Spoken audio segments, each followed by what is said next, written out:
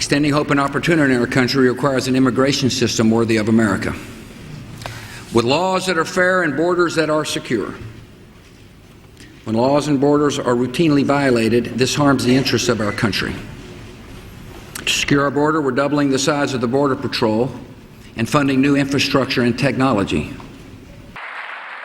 I am asking both parties to come together to give us safe, fast, reliable, and modern infrastructure that our economy needs and our people deserve.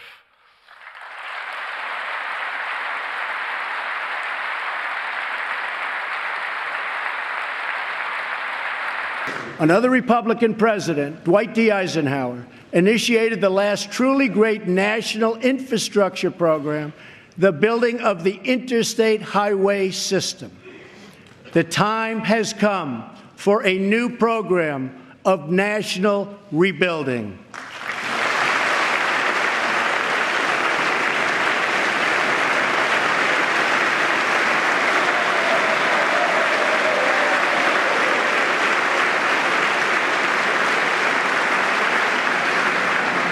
America has spent approximately $6 trillion in the Middle East. All the while, our infrastructure at home is crumbling. With the $6 trillion, we could have rebuilt our country twice, and maybe even 3 times if we had people who had the ability to negotiate.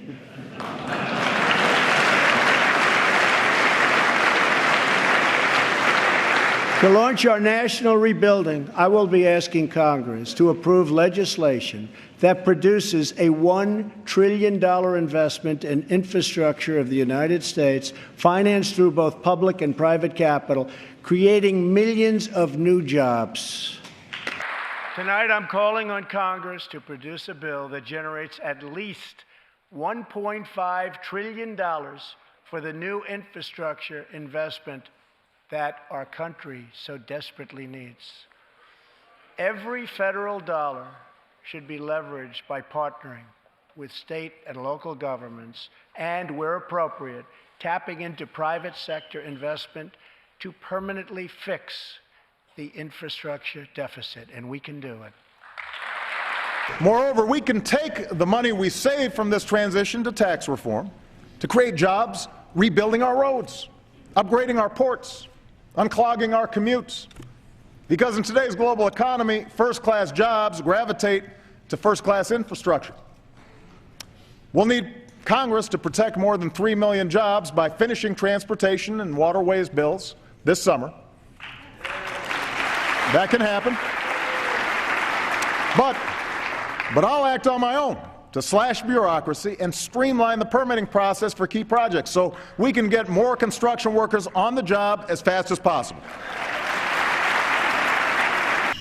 America's energy sector is just one part of an aging infrastructure badly in need of repair.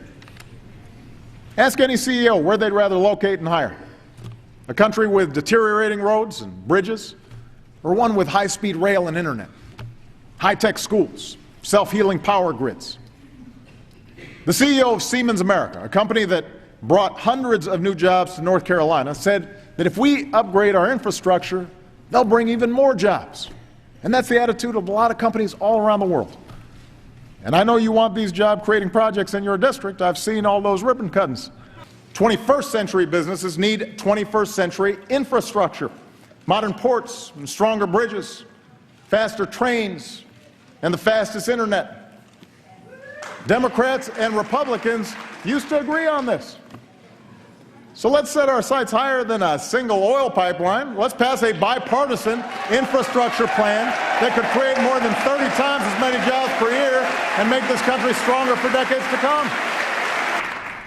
Last year, I also pledged to connect 99% of our students to high-speed broadband over the next 4 years. Tonight, I can announce that with the support of the FCC and companies like Apple, Microsoft, Sprint, and Verizon, we've got a down payment to start connecting more than 15,000 schools and 20 million students over the next 2 years without adding a dime to the deficit. Consumers and businesses need reliable supplies of energy to make our economy run. So I urge you to pass legislation to modernize our electricity system, promote conservation, and make America less dependent on foreign sources of energy.